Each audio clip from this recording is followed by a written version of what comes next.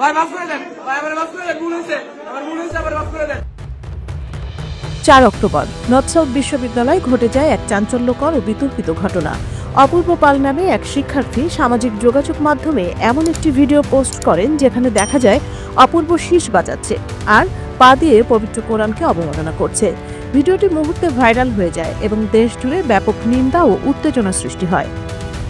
Video viral হওয়া মাত্র অল্প সময়ের মধ্যে বিশ্ববিদ্যালয় ক্যাম্পাসে শিক্ষার্থীরা উত্তেজিত হয়ে ওঠে। বিবাদের জট গভীর হতে পারে এই আশঙ্কায় বিশ্ববিদ্যালয় প্রশাসন ঘটনাটি গুরুত্বের সঙ্গে গ্রহণ করে। তদন্ত কমিটি গঠন করা হয় দ্রুত এবং শৃঙ্খলা বর্জ্য হিসেবে অপূর্ব পালের বিরুদ্ধে ব্যবস্থা নেওয়ার প্রক্রিয়া শুরু করা হয়। শৃঙ্খলা কমিটি এক জরুরি বৈঠকের সিদ্ধান্ত নেয় অপূর্ব পালকে স্থায়ীভাবে বহিষ্কার করা হবে। বিশিষ্ট ইসলামী চিন্তাবিদ শায়েখ আব্দুল্লাহ অত্যন্ত সরাসরি ও তীব্র ভাষায় এই ঘটনার নিন্দা প্রকাশ করেছেন।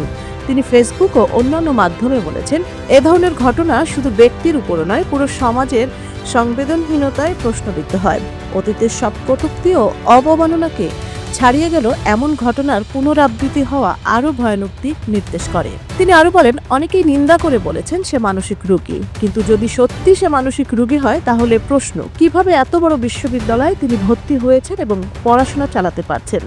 এই যুক্তি খুবই দুর্বল এবং সামাজিক দৃষ্টিভঙ্গি হিসেবে ভুল।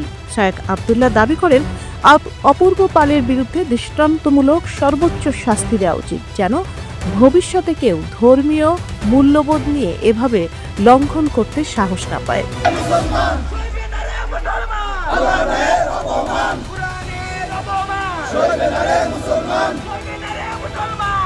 ঘটনাস্থল থেকে অভিযুক্ত অপূর্ব পালকে শনিবার রাতে গ্রেপ্তার করা হয়। গ্রেপ্তারের সময় উত্তেজিত জনতা তার উপরে হামলা চালায় এবং তিনি কিছুটা আহত হন। পরবর্তীতে মেডিকেল কলেজ হাসপাতালে প্রাথমিক চিকিৎসা দেওয়া হয় এবং ভোরে আদালতে হাজির করা হয়। আদালত রোববার তাকে কারাগারে পাঠায়। এ ঘটনার আলোকে উঠে আসে অনেক প্রশ্ন। কোন আইন অনুযায়ী বিচার হবে? কিভাবে বিশ্ববিদ্যালয় প্রশাসন শিক্ষার্থী রক্ষা ও প্রতিরক্ষা নিশ্চিত করবে?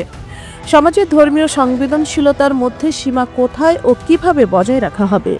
ইতিমধ্যে বিশ্ববিদ্যালয় প্রশাসন ঘোষণা করেছে সে মানসিক রোগী কিনা তা খতিয়ে দেখবে এবং ভবিষ্যতে কড়া নিরাপত্তা ও ধর্ম সম্প্রীতির পরিবেশ গড়ে তুলবে।